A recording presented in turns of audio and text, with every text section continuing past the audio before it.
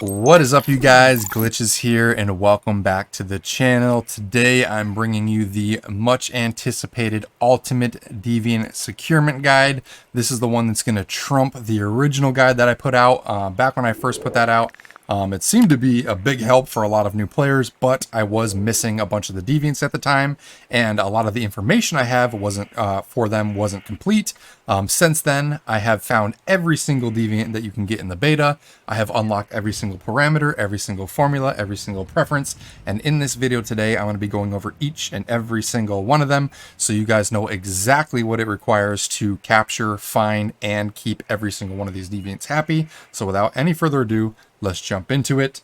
As you can see, the new and improved, I've been talking about it for over a week now, Deviant Room has finally been finished, and every single deviant is happy and in their comfortable little spot. I have strategically placed certain deviants next to each other for a reason, and I will go over that when we get to them. But first things first, let's start out with the original OG deviant, the butterfly, and go over the parameters for that one. So right out the gate for Spectrum, the butterfly likes green light, so throw a green LED over it. For sound, it likes relaxing music, so put a radio next to it, playing the 80 degrees, the very bottom option for music. That is always going to be relaxing music, so that'll make it happy. For temperature, it likes warm, so you can just keep it indoors, or depending on nighttime, you can put a candle down, and that, from what I'm told, will help keep it warm as well. For vitality, it likes flowers. This one I didn't need because you don't need to have all of them. Like I mentioned in the last video, you just need to have a majority of them. But you can put a box down with like saffron or coneflower and things like that in a box, and that will usually make it happy as well. For preferences, it says surveys show that sweet fruits and juices have a positive effect on the deviation's condition. So much like putting the flowers in a box, you can also put things like blueberries and other sweet fruits like orange juice, depending on the juice. Orange juice might not do it because I think oranges are actually 50-50. Some of them can spawn as sour, some of them can spawn as sweet, which is an interesting concept. But blueberries I've found have worked every single time. But yeah, put those in a box, and that will also make the butterfly happy. And then last but not least, spoiled food causes severe fluctuations in the deviation state. It hates spoiled food, so don't put any raw meat or anything like that near this thing, because if it goes bad, that'll make it really unhappy really quick. Moving on to anomalous properties. This is usually, and you'll see this pattern on a lot of the other deviants, has to be active when your securement level is 50% or above. But for the butterfly, it's just you get it automatically. And basically what it says is you can secure this deviant even without power, which means you don't have to hook an electrical cable up to it, with a 50% reduction in deviant power output, which is your little points that you gather. Honestly, haven't made a big of a difference. The butterfly actually has one of the fastest securement progress countdown timers of any of the deviants. It's only 3 minutes. Most of them are like 4.5. So you get tons of deviant power from this thing even when it's not plugged in. I've never had to worry about it. Plus, as I'm sure you know, power is a priceless commodity when it comes to building our bases. So don't plug it in, just save your power. There's much more useful things that you can use that power for. Excuse me. Got a bit of a cold right now. Moving on to artifacts, we have Memory Dust, Morph, and Echo. The Echo is what you use to place those yellow flower messages. I made a whole separate video. I'll put a tag up that for now if you want to watch that. But that is how you create those little flower messages.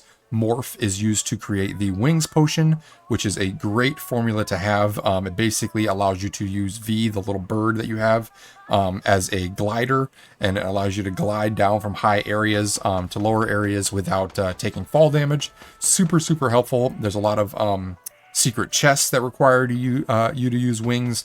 It's also super helpful in the final LEA research labs raid, because you drop down underground really, really far, and it's just a straight down portion of the level, and having that will most likely prevent you from breaking your legs. Moving on, the Chrysalis Elixir. This used to be called Cocoon.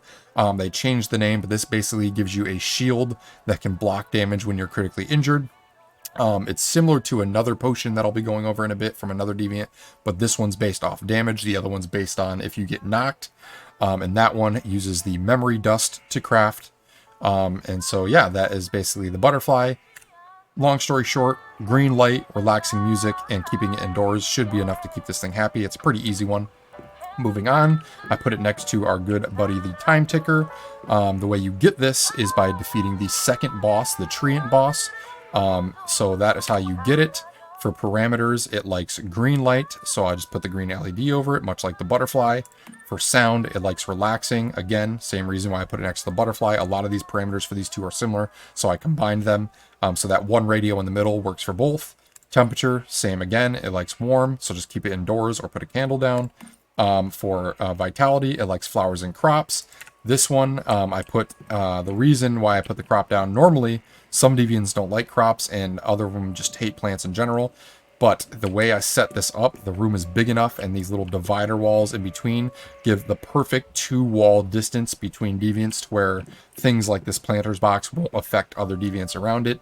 The one in particular that's super sensitive to it is the Biogel, which is, I'll go over here in a second, which is why I placed him way across the room on the totally opposite side, so he's not affected by it either, so that's good. But putting a planter box down, doesn't matter if it's dead or alive, any plant next to the time ticker will make it happy. It doesn't have any preferences. For artifacts, you get the heart vine. This is used to create the exclusive formula called the pounding heart. This gives you the ability to basically do a ground pound from high ground, and it can also break your fall, which is nice, and it will just do AoE damage to enemies around you. I forgot to mention, I also plan, a lot of you requested that I make a entire video dedicated to just the different formula and potions that you can make, so keep an eye out for that. I will make one now that I have all of the deviants secured and I have all of the materials needed to make them. I will make a separate video that goes over each effect, like visually, of what each potion does. So just know that this one is like a ground slam one and does AoE damage, but I will show that off in a future video. But the main reason why you want the time ticker is its anomalous property called Grow Getter. This one, like I was saying, needs to be above 50% secured. And what it does is it makes all of your crops grow faster in your territory. So if you have a farm going, having this active and at 50% securement or above will make all of your plants grow faster, which is nice. Another key thing to keep in mind, and I will prove this to you guys once we get to the electric eel, is that as long as the securement is above 50%, you can turn, you'll notice that I have all of my deviants hooked up to power switches now, so I can just quickly turn them on and off to preserve extra power. Even if the power is turned off on this vessel, you'll notice that the anomalous property is still active, which comes in handy with the electric eel, and I'll explain why in a little bit here. But just know that this property will still be active and helping you, even if the vessel is powered down, so long as your securement is above 50%. So that's a super handy tip to know. Moving on, we'll go to the Biogel, because that's kind of the in-between next one that you would get if you're just starting out. It's actually the second one you would get after the butterfly, and you get this by defeating the very first main boss, the Ravenous Hunter. Moving on to its properties. Oh, let me power it up here real quick. So for spectrum, this one likes blue light, so just put a blue LED. For sound, it doesn't have anything that it likes, but it hates dynamic and relaxing, so don't put any dynamic music or relaxing music near it, plain and simple. For temperatures, it likes warm or hot, so you can just either keep it indoors or put candles, or a furnace will make things hotter as well. You can put either of those near it, and that will make it happy. For vitality, the only thing it does is it hates crops, which is why I mentioned a second ago that I put it on the opposite side of the room of the time ticker. That way that crop planter box doesn't affect it, because that will definitely make it unhappy. For its preferences, this one's actually interesting. It's particularly sensitive to epheras and adhesives. Now, the adhesives, I just put in a crate on the ground next to the container. That makes it happy. But you can also, I wouldn't recommend it, but you could also put the glass jellyfish next to the Biogel, and it will make it happier, because epheras, believe it or not, if you look up what it means jellyfish. It's the scientific name for jellyfish, if you didn't know. So the glass jellyfish will make it happy. I don't recommend it though, because their parameters are almost complete opposite to each other. This one likes hot temperatures.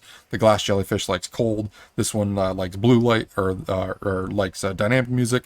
The other one hates it. So yeah, it just don't put them near each other. It's not worth it. A blue light, proper power, warm or hot temperatures, and the box of adhesive next to it is more than enough to make this deviant happy at all times without doing all the extra stuff for it. Moving on, I guess we can do the Dreamcatcher. Oh, actually, let's do the ones you can just find early on in the wild.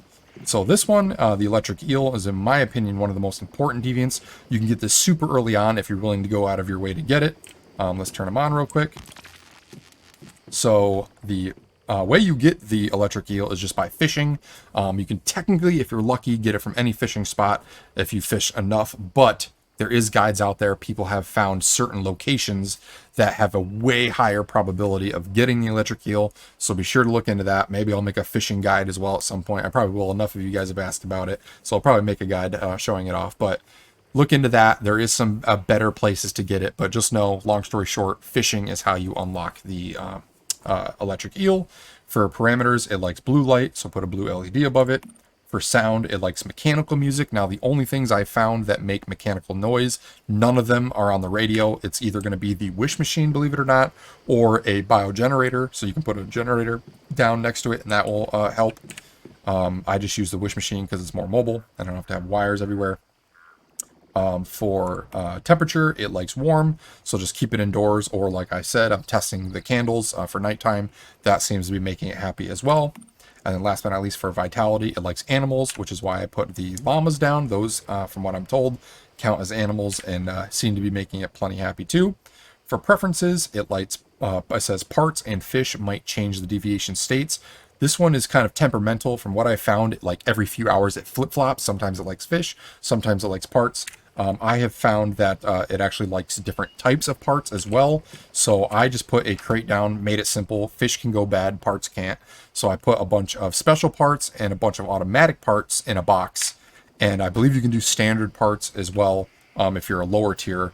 Just throw them in a crate on the floor next to it, and that will make the electric eel happy too.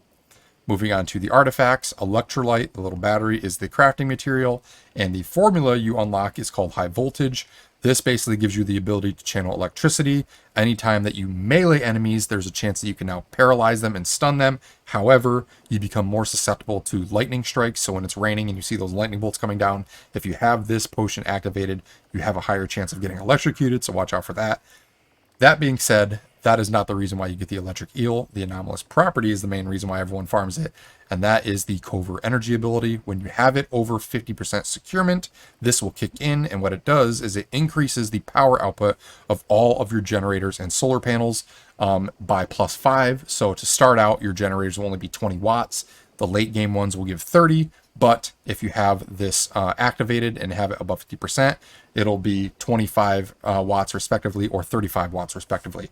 Now, a lot of people in the beginning were like, well, technically you're only getting an extra 5 watts because the electric eel itself takes 25 watts just to power it. But like I mentioned with the time ticker, as long as you're above 50% securement, it doesn't matter if the vessel is turned on or off. That anomalous property will still be active. So here, it's above 70%. I'll just show you and prove it right now. Powered off, the anomalous property is above 50%. It says that it's active. So in theory, even though it's off, if my theory is right, which it is, because I've already checked this, but I'll show you guys. And I can't even run because I'm so hungry and thirsty here. Pop these real quick. But we come up here. You'll notice that when I inspect my solar panels, even though the electric eel is powered down, they're still outputting 35 watts. They're getting that extra 5 watts. So what that means is that that full 25 or 30 watts that you're getting, if you have the max rank hive, you actually get 6 generators. You get 30 extra watts. If you have the securement above 50%, you can completely power down that electric eel and use all 30 watts to power other things towards your base, which is another big reason why I recommend starting once you get mid to late game to unlock those power switches, because you can hook like all of your turrets, all of your farming and irrigation equipment, all of your deviants up to separate switches, and you can just turn them off with a click of a button, power big chunks of wattage down from certain areas so that other areas can just instantly utilize it, and you won't have to sit there and mess with wires constantly. So that's the other pro tip, is use your electrical work and your switch boxes appropriately, and you can take advantage of all that extra power really easily. But that is the big perk of the electric eel, is having that bonus 5 watts. per generator that you're getting. You can actually, and here's another tip, you can actually stack these. Now, I'm at the point where I have every deviant, and it actually caps you to the number of containers that you can make. If I try to make another one right now, see it says space full, unable to place more. I can't put any more down. But say you don't have every deviant unlocked and you're still in the early game, you can actually farm up multiple of these electric eels, place them next to each other, and if both of them are 50% secured, you can get plus 10 or plus 15 watts for all of your generators. So that is a nice little trick that you can do to get bonus power early on, is just farm up a bunch of these electric eels and use those until you upgrade to your higher power solar panels and generators later on in the higher tiers. So definitely a good one to keep in mind, definitely a good one to find early on. Moving on to another one that's found out in the wild is the Hungry Hopper. Turn this one on. This one has some funny gimmicks. So for lights, it doesn't have any preferences, so you don't even need one. For sound, it likes mechanical music, so much like the electric eel, I put another wish machine down because that makes electrical noise. For temperature, it likes warm, so indoors or with a candle at night will keep it warm. For vitality, it likes figurines, so just put a bunch of those little statues you find around it. Moving on, the preferences is the funny part for this one. It says human fitness movements bring joy to the Hungry Hopper, and standard parts in the vicinity are consumed by this deviation. What that means is if you put a box of standard parts near it, it will eat those standard parts over time. I just had 85 in this like an hour ago. It's down to 79 now, so over time it does eat those parts, but having the parts next to him will make it happier temporarily. And also the part where it says where fitness movements bring joy, the other thing you can temporarily do to make the Hungry Hopper happy is actually doing an exercise emote. So you do like push-ups, for example, the mood of the Hungry Hopper is changing for the better. So early on, when you first get it, if you don't have the other parameters unlocked, you and a buddy, or even you if you're solo, can just sit here and spam exercise emotes, and that will slowly but surely tick the Hungry Hopper up to above 40%, so you can start generating those initial few points that you need to unlock the other stuff. So if you have nothing else unlocked, you can do at least a fitness emote, and that will help. Moving on.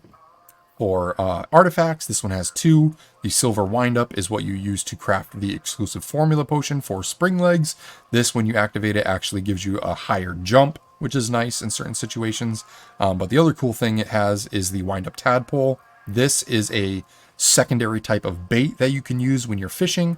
I have found that this allows you to catch a variety of different fish depending on the area that you're in. At this point, I probably will make a fishing guide. Enough people have asked, so I'll probably use this as an example during that. But it's the same as the bait, same as the little like cornball thing that you can make at the supply bench. It's just another type of bait that you can throw on your fishing rod, so keep that in mind. And the way you find this one is out in the wild by any, it's random, but it's by any inland body of water. You'll find it near ponds, usually with a bunch of lit up lily pads. Me and my buddy found it in a swampy area where there was like a big stack of cars, and we actually found the Hungry Hopper on top of the car pile. So the spawn locations of the Hungry Hopper can be all over the place, but just know that inland small ponds and bodies of water is typically where you'll find it. I have a little clip here, I can show that off as well, where the most reliable location is that you can find this on a regular basis that people have found. So feel free to check that out. But yeah, that one you just find out in the wild, near water, inland water sources, not like rivers, but near like small ponds and things like that. The other one, this one eluded us for a long time. This is our Pup Buddy. This one's got some really funny gimmicks. First off, how you get it.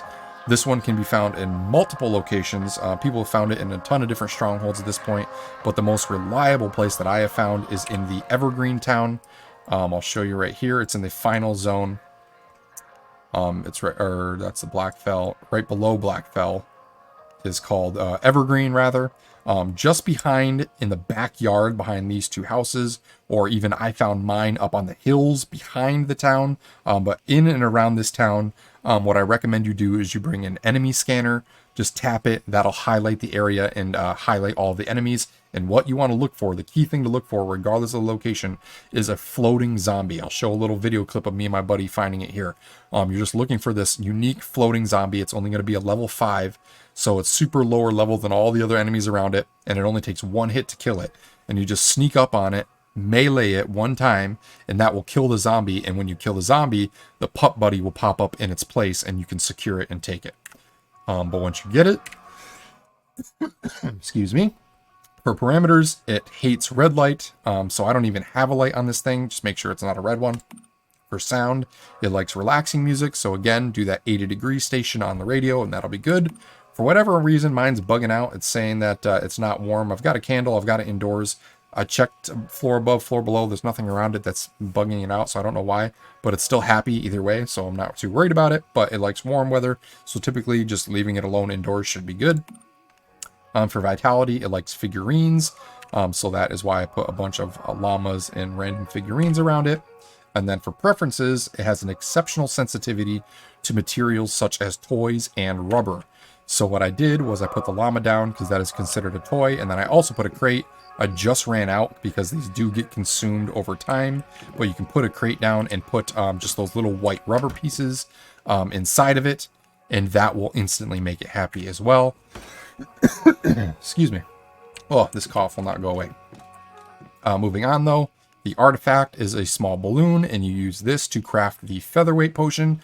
This is a really good formula, especially for late game when you want to do long extended farming runs. It basically allows you to carry a way heavier load. You don't have to worry about your junk and things like that weighing you down.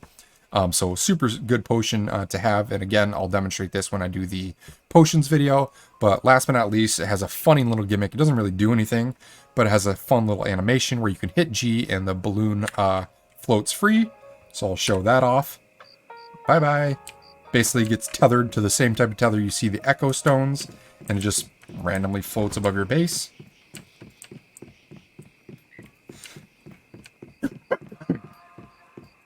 Where are you? There you are. Yeah, he just floats in midair. It's kind of funny. It's a neat little animation gimmick that it does, and it just hovers in the midair. And then when you're done with it, you just bring them back down, go over to it, and then just hit G again once you have it unlocked. And that's the same 50% securement. Once you hit G again, you'll see it coming back down, and then you're good to go. So that is how you keep the Pup Buddy happy. Toys, figurines, warm weather, relaxing music, and definitely the rubber in the box works really, really well. Moving on. Which ones haven't we done yet? Let's go to the disco ball, because that's another world drop. So this one you can also get really early on.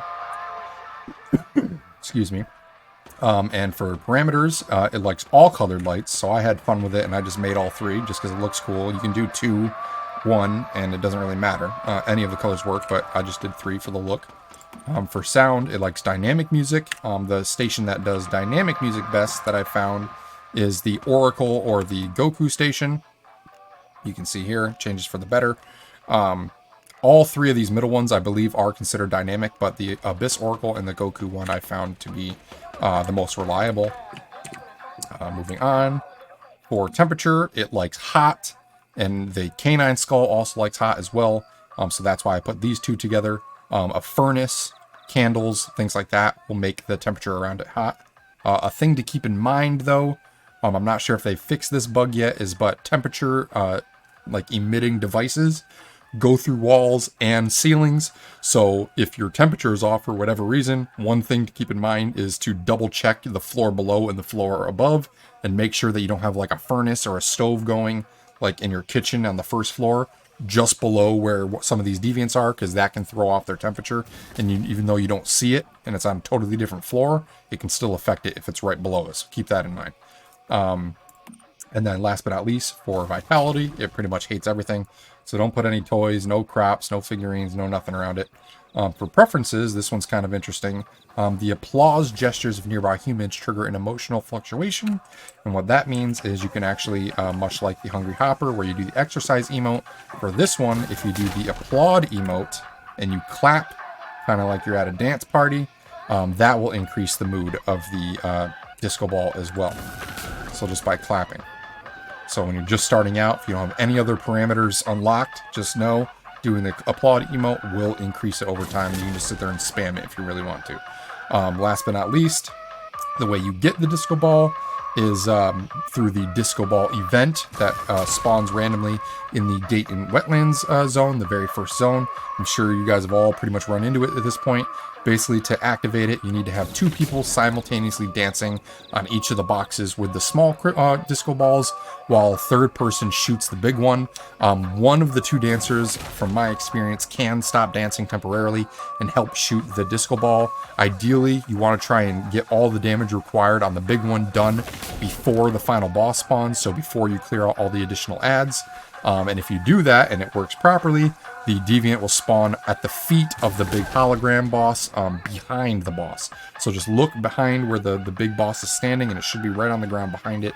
I do have a running theory that I haven't proven yet, but I have seen different variations of how the enemies spawn for that event. Sometimes they're just like randomly walking around, but other times I've noticed that a group of like 6 or 7 of them right out the gate will be like praying on their knees to the big hologram boss. And every time that formation of enemies has happened, I've also found a random zombie walking around that actually had a small Pup Buddy balloon tied on a string to its waist. So I'm curious if maybe that is a tell that, hey, if this formation of enemies is active right now, you can pretty much be guaranteed a spawn for this Deviant if you do the mechanic properly. Because some people have said they've done the shooting how you're supposed to and it just didn't spawn. So I'm wondering if it might tie in with how the enemies spawn too, and if it's a little bit random in that regard. So haven't proven it yet, but keep that in mind as well. It does spawn decently frequently, so you should be able to run into it if you miss it and just keep trying it, and eventually you get it. But that is how you pick it up. Moving on, we might as well go to the next one. This is the Canine Skull. This is the last story-based Deviant that you're going to unlock, and you get this from defeating the 4th and final boss, the Rabizex, which is the dog-looking one, right here. And this one can be a little tricky. It is finicky. It likes to get angry for no reason. But let me power it on real quick. But for this one, for parameters, it likes red light, one of the few ones that like red light, so just put a red LED. Oh, actually, I forgot something real quick. For the disco ball, I didn't go over the artifact. So the artifact is the inspiration fragment. For the exclusive formulas that it creates is Utter Delight, which is nice because when you pop it, it decreases the amount of sanity buildup that you get in high corruption zones. So this is a good potion to have. And then the big thing, which I totally forgot to mention, is its anomalous property. When it's above 50% securement, Group Groove kicks in, where other deviations in your territory enjoy a status boost. So long story short, from what I have found, it basically negates one negative or adds one positive parameter to all the other deviants that are in your territory, making them happier more easily. So if you can keep the disco ball happy, all of your other deviants will be happy more easily as well. So that's a really good one to try and find early on when you're trying to get the securement done on all these deviants. I totally forgot about that. That's a really good one to have. But back to the Canine Skull. You get it from the 4th boss. It likes red light, likes dynamic music, so that Goku station. Both of them like that radio station, which is why I put them together. It also likes hot, much like the disco ball, which is why I put it next to each other. So candles, again, furnaces. For the vitality, it likes animals, which is why I threw down the llamas.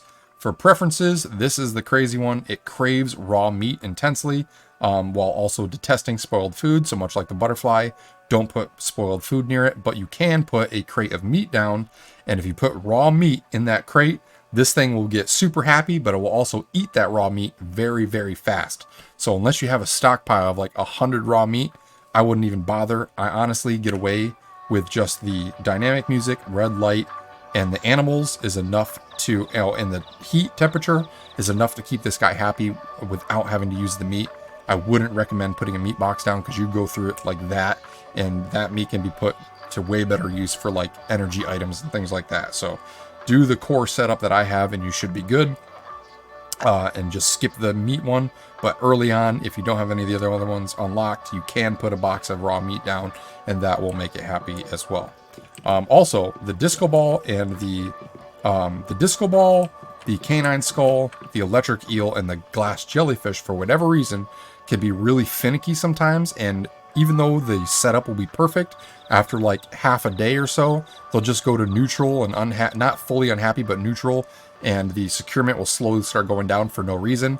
One thing I found that you can do is literally just withdraw them and put them right back in, and they'll instantly go back to green again. So if you ever see a deviant where you think your setup is perfect, but they're showing yellow, first thing to check is just withdrawing them and put it back in. It'll reset their securement back to, I think it's 25%, but at least they'll be in the green again, and you won't have to worry about them losing anything. So that is how you get the canine skull. Moving on, the only ones we have left, I think, are the Dreamcatcher and the glass jellyfish. So let's go into those. So for the Dreamcatcher, this one you actually will get before the canine skull. This is the third boss, the Araxium. That's the spider boss. Looks like this. This guy right here, well, actually looks like a girl. But yeah, that's the third boss you fight. Kill that boss, the deviant will drop, and that's how you get this one. This one's got some unique properties. Oh, I keep forgetting information about these. I'm moving on too quickly here.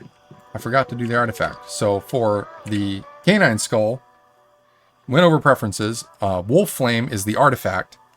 The exclusive formula is Predator. And what that does, and again, I'll go over all these in a separate video, but what it does is much like the name, it gives you the Predator effect where you go invisible, which allows you to sneak up on enemies, backstab them, things like that, without being spotted as easily. So that is what Predator does. Every time you shoot a bullet, the invisibility shield cloak will like dissipate for a short period of time and then come back. So keep that in mind, but that is what the Predator potion does. And I'll show that off again in the next video. But moving on to the Dreamcatcher. Sorry, I keep forgetting the last little bits of information here. Let's just go over that first. So the artifact is Trap Silk. The exclusive formula is the Weaver. I haven't tested this one out yet, but from what I'm told, it's either bugged or it's similar to the ability that you see some of the Rosetta drones have, where it like shoots out like spider web tethers and slows targets. So I think that is what this one does, but I'll confirm that and show it off in the video once I fully figure it out. For its anomalous properties, when it's at 50% or higher, you have Long Dream ability, where the sleep in your territory for sanity restoration has increased speed. So every time you lay in bed or go in the tub, or it might just be the bed because it says when you're sleeping, the rate in which your sanity and health increases will be a little bit faster. So that's a nice little passive perk. For parameters, for light, it likes blue light, so just put a blue LED. For sound, it likes relaxing music, the bottom 80 degrees one again on the radio. For temperature, it likes chilly and low, which is why I have the refrigerator next to it. And then for vitality, it hates animals, so don't put the llama. That'll make it mad.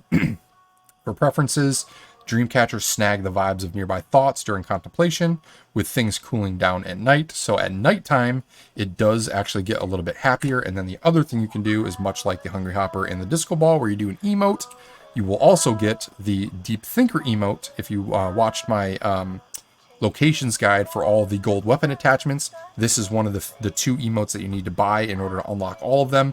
So if you have this, you're already good to go. But if you do the Deep Thinker emote, that will also make the Dreamcatcher, if it's not nighttime and you do that emote, that will also make the Dreamcatcher happy as well. It's not doing it right now because I've already done it a bunch of times and it's in it, but if it's like neutral and you do that, it's already happy, so you're not seeing it. But if it's neutral and you do that emote, you will see the little notification, hey, the mood of the Dreamcatcher is changing, and it does make a difference. So that is the Dreamcatcher. Now, last but not least, the final one, the reason I put these two together is the Glass Jellyfish and the Dreamcatcher have a lot of similar properties, but the Glass Jellyfish, the way you get this one is the LEA Research Lab, the final boss in the LEA Research Lab raid. Took us forever to get there. Our server was dead. Not many people were playing, but we finally found a solid group and we completed it on our first try. Got the jellyfish, and I took a couple days to make it happy. Man, he's angry already. Is the fish gone? Is that why? I just put a bunch of fresh fish in there too. This one is super finicky, as you will find out. Everything's unlocked. We're good for now. That is fast. Okay. So let me tell you why I'm shocked right now. We're gonna need to turn one more of them off here. Just do this one for now. So the glass jellyfish, it's the final deviant you find, but it's also one of the most finicky ones that you'll find.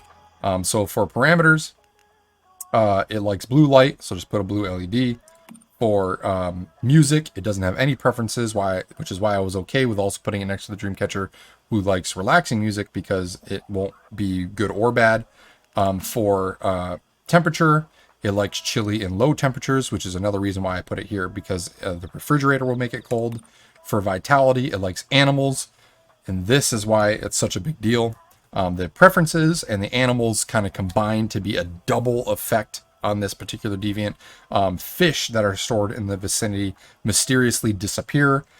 You could collect dozens of fish. I had like 10 plus fish in this refrigerator not 5-10 minutes ago, and every single one of them are already gone. So if you want to keep this thing happy, you need to have like a lifetime supply of fish.